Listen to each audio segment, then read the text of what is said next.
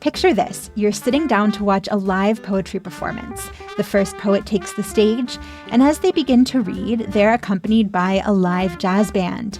If this sounds intriguing, well, you're in luck. International Jazz Poetry Month returns to Pittsburgh on May 2nd. The festival features more than 50 artists, including local jazz icons and poets from Algeria, Cuba, Sudan, and Ukraine. Tickets to watch online or in person at City of Asylum's home on the north side are free. Get yours at cityofasylum.org before they're gone.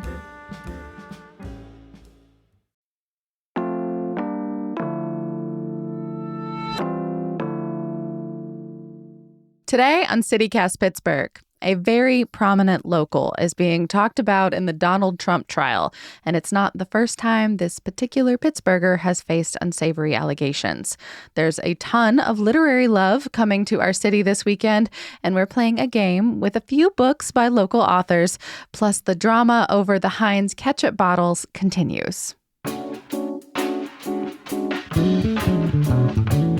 It's May 10th, the Friday News Roundup. I'm Megan Harris, and here's what Pittsburgh's talking about.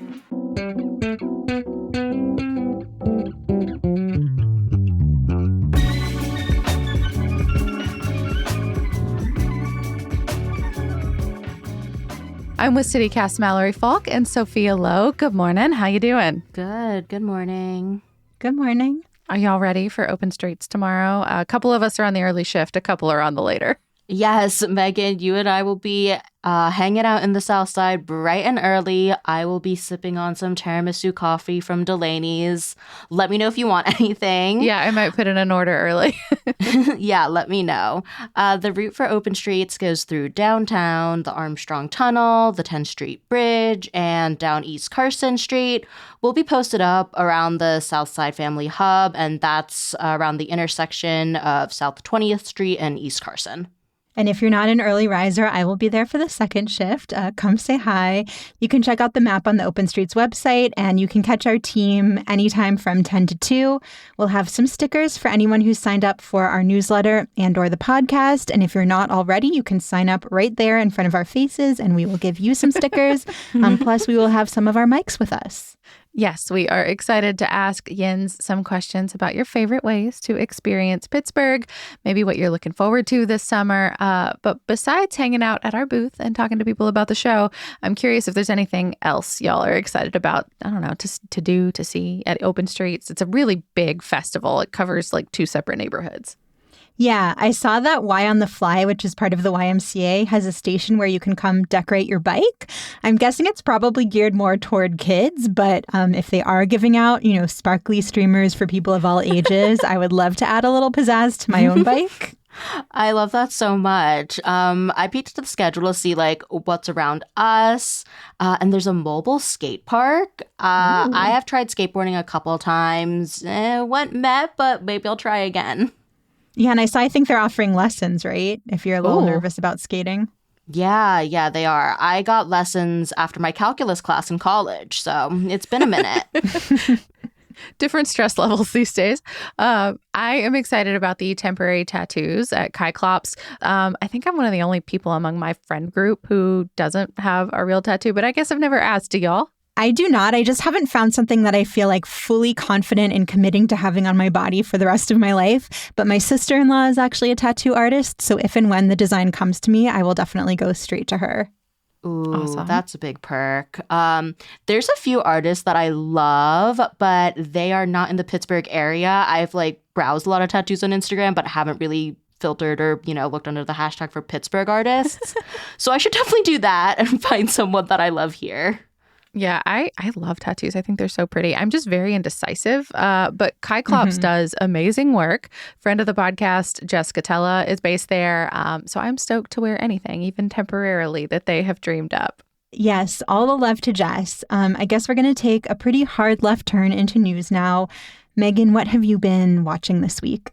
Yeah, mine is bleak as hell. I am very sorry about that and should probably include a content warning. There will unfortunately be some discussion of sexual harassment and assault in regard to former President Donald Trump's hush money trial and its connection to a very famous Pittsburgher. Yeah, I was surprised to see Ben Roethlisberger's name in headlines again this week.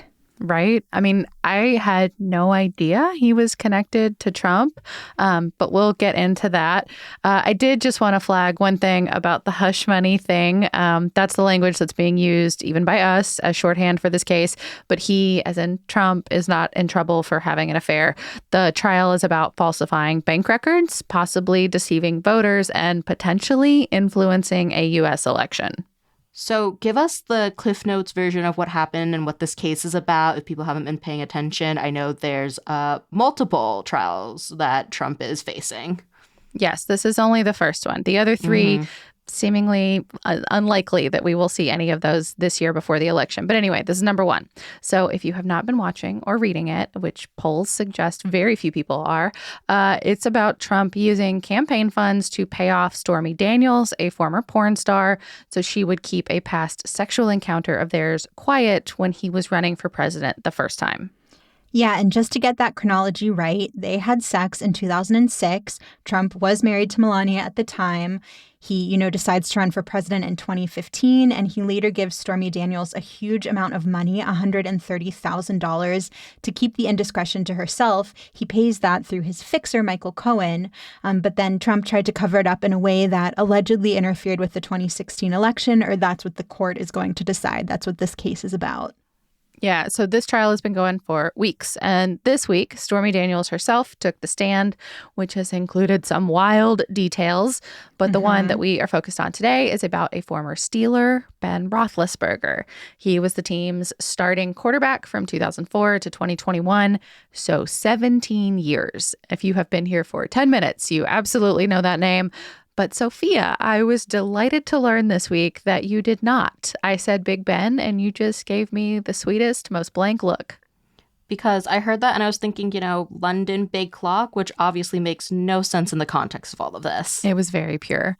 So back to Stormy. While she was on the stand, she talked about when she allegedly first had sex with Trump. Side note, the attorneys had to promise the judge that her testimony would not include descriptions of the former president's genitalia. And if you had that sentence on your 2024 bingo card, my hat is off to you. The Washington Post has the full transcripts posted of her multi-day testimony and a few big picture takeaways that I thought were really interesting if you want to read up on any of that. But again, part of why we're talking about this on our show is because as part of this long testimony, Stormy Daniels also talked about Roethlisberger. Right. So according to Daniels, this all happened in Nevada, like Lake Tahoe area in 2006. And she testified that later that same weekend after they first had sex, she saw Trump at a nightclub at the hotel where she was staying. She said Trump was with Ben Roethlisberger. She says she convinced Ben to let her try on his new Super Bowl ring. He was 24 years old at the time. She says she remembers it clearly because, quote, 2 of my fingers fit into it. Wow, that phrasing. Right. So Trump leaves and asks Roethlisberger to walk Stormy Daniels back to her hotel. And as she described what came next in her 2018 book, she says she was, quote, terrified of Ben in this moment, that he asked her for a goodnight kiss. And she said no, that he pushed on her door saying, come on, and knocked before walking away. Well, as you said, Megan, she wrote about this in her book. So we did know about at least part of this a little while ago, right? I mean, yeah, if you read her book back then, I did not. And I feel like this is like on such a bigger stage. Oh, definitely. I couldn't find anywhere where Ben has commented on being included in her book back in 2018 or being named again in this trial this week. He has a podcast where he and another dude literally recap Steelers games during the season. And he talks about like behind the scenes business and training stuff, and they taste beer together. So That's like a lot he in one talks. podcast. Yeah, he talks in public a lot, actually way more now than I think he ever did as a Steeler, but I just haven't seen anything in regard to any of this recently or really ever. Yeah, I mean, I guess I'm not surprised he wouldn't talk about it. This is not the first time that he has been accused of some pretty terrible stuff. Yeah, sexual assault twice. In 2008, he was in Lake Tahoe again. He was formally charged for this in 2009 and settled with his accuser in 2011. And then a separate incident in 2010 for something that happened in Georgia when he was celebrating his 28th birthday. The DA in that case chose not to prosecute. But y'all, there were so many shitty details here that could have contributed to that outcome. The Post-Gazette reported at the time, we'll link it in the show notes, but it's kind of a gut-wrenching story, that the first officer to respond that night to the alleged victim had his picture taken with Ben Roethlisberger earlier in the evening. When he got there, allegedly berated the accuser on the scene and then admitted to not really questioning Ben when he got there. And all of this, everything we're talking about, has been about a guy who for almost 2 decades was synonymous with our city and who, last I heard, still lives in the area. Yeah, I mean, I know we've joked on the show before about my lack of interest or investment in the Steelers. This is one of the things that really shaped that. You know, these are obviously allegations, but for me, and I think a lot of people, it just made us not want to watch anymore. Yeah, and I mean, I'm not a huge football or sports person either, but it's really sad and awful to hear that this person, who is such a prominent Pittsburgher, has been accused of all of these things and still stayed on the Steelers team. For a very long time. And before we close out, just back to Trump briefly, I think it's worth one more reminder. This is just the first of 4 criminal trials that Trump is going to face. Seems unlikely that any of the other 3 are going to happen before November. But as we're recording this, they are still hanging over his and the rest of the nation's head.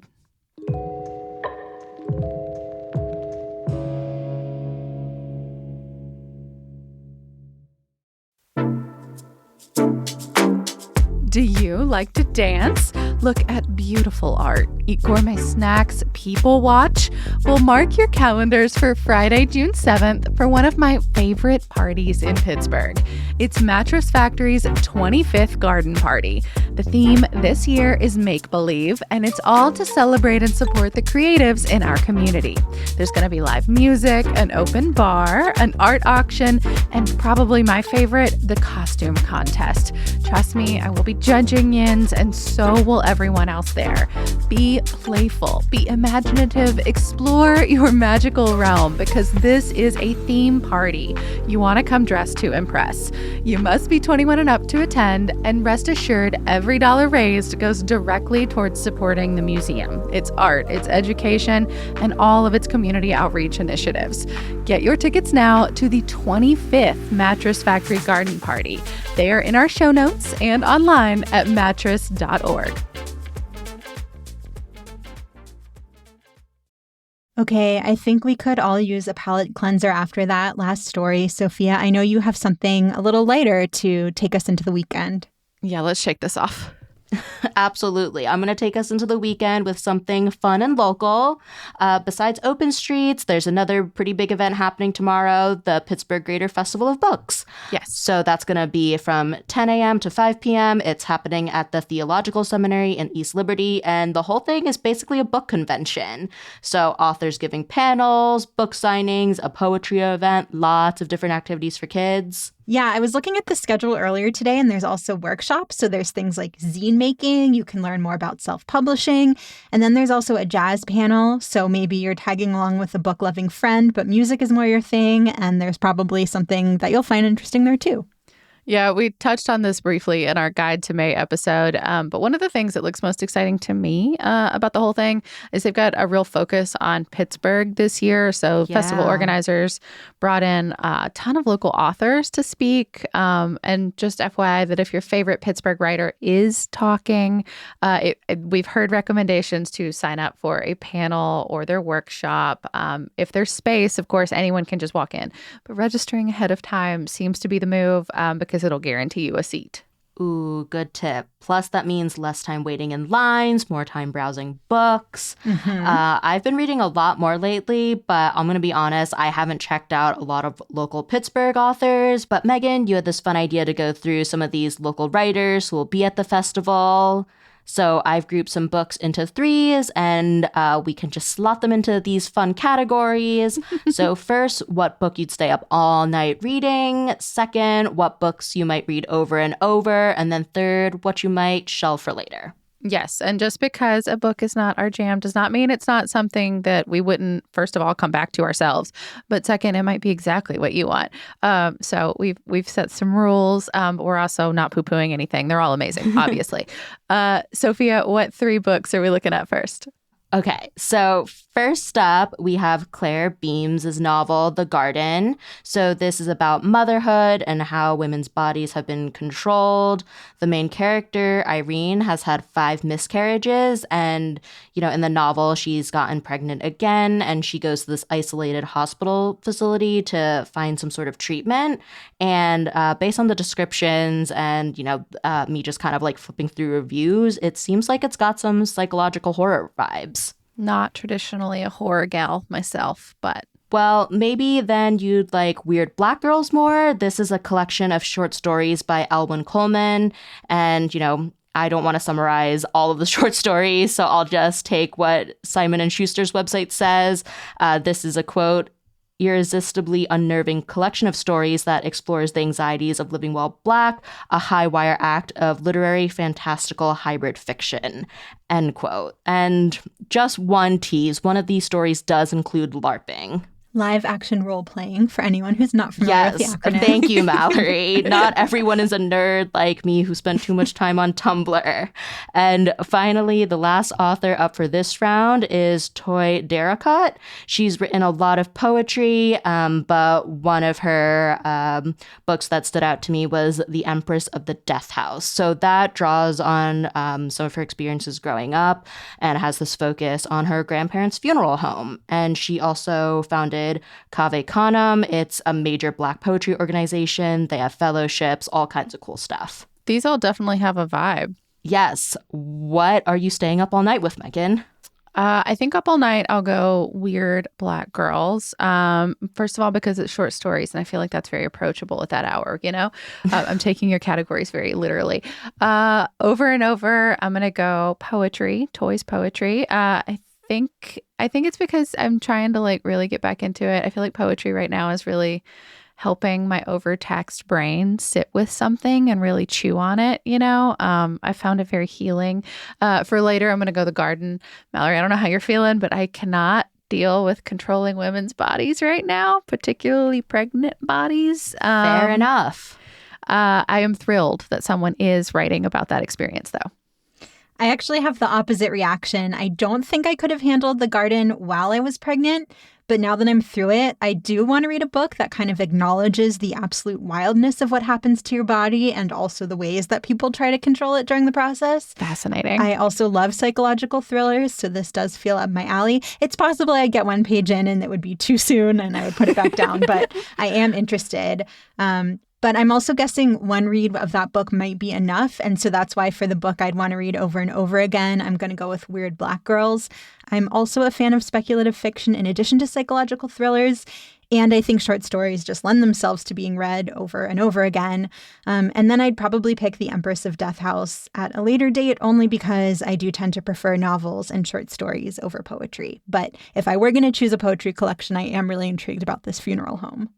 Yeah, same here. Poetry isn't my top choice usually, Mallory.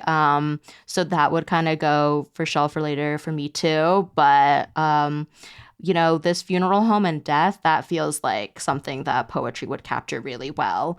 And then, my top pick is same as Megan's, the short story collection, partially because of the LARPing, but I love speculative fiction, fantasy, magical realism, all of those kind of elements. And then Garden is something that I probably would read over and over again just because I do read a lot of psychological horror, but maybe not something I'd prioritize first because I looked at my list, I track all of my reading in graphs and stuff, and I have read so much horror this year already.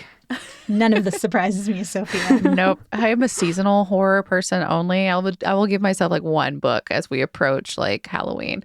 Okay, next round. I'm kind of curious what you're going to pick here, Sophia. Yeah, so for romance, I actually have something that I think is really cool. Two authors who wrote one book together. This book is called She Gets the Girl by Rachel Lippincott and Allison Derrick. And they are married, and that is so cute. So She Gets the Girl is a sapphic young adult rom-com. It takes place on a college campus, and these two girls are pursuing other people, but then fall in love with each other. Sophia, please tell me that this is their love story and this is semi-autobiographical. I was poking around for like interview transcripts, and they said that the story does have hints of their relationship. So yes, but throwing in some books that are pretty different.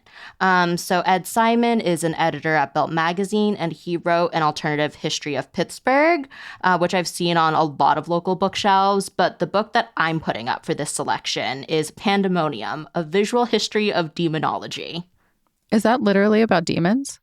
Yep, I think the title pretty much sums it up. So, you can read about Satan and other fallen angels and other big demonic figures in the Western canon. So Lilith, Azazel. Sounds like there's a lot of very good and colorful imagery in the book, too. Okay, so just to clarify, Sophia, this is kind of a grab bag section. You are not lumping this into the romance category.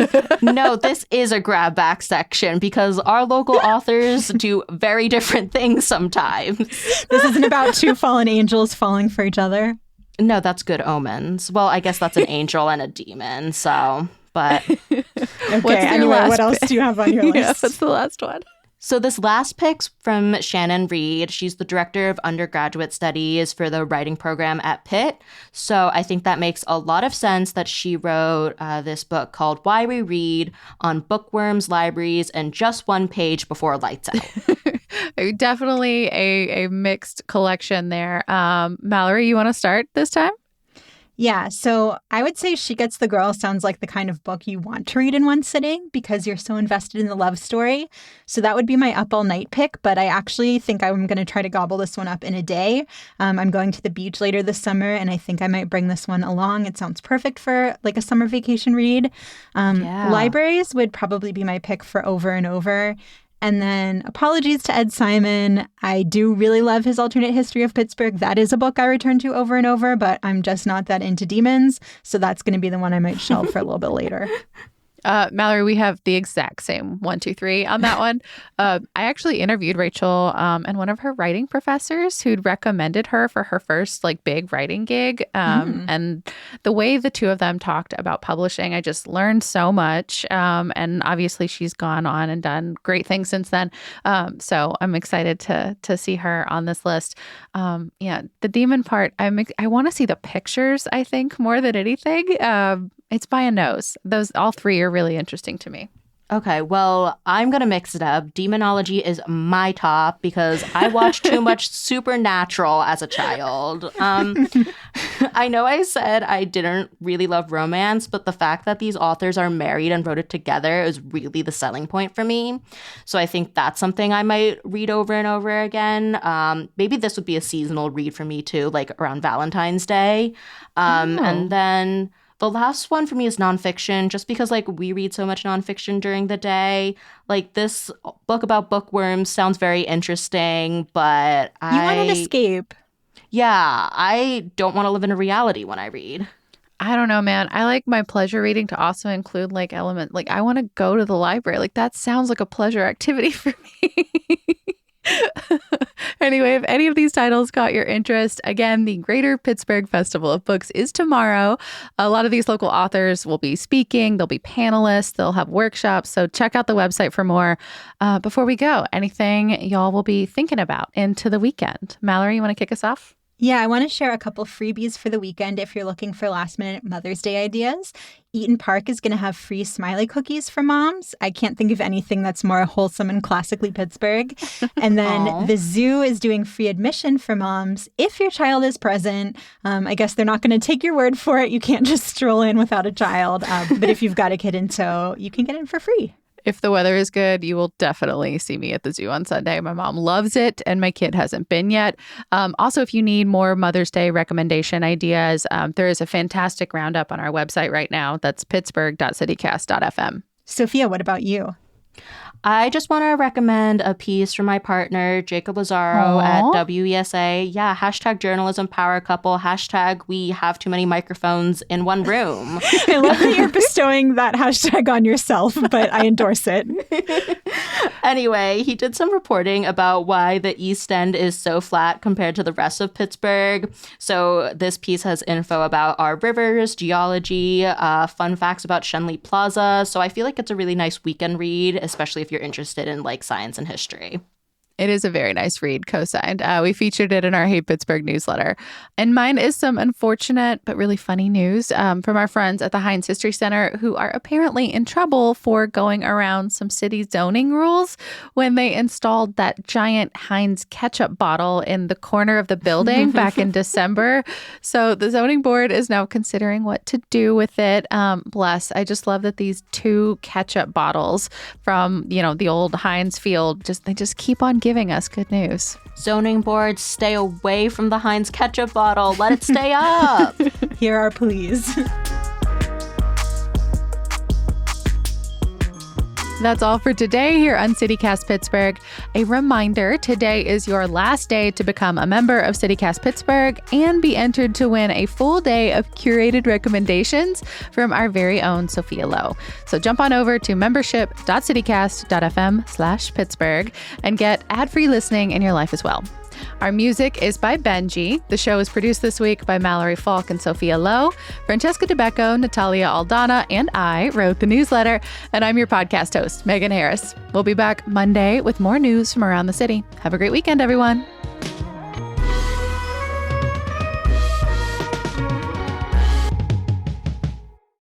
Douche canoe. That one did it for you? Yeah.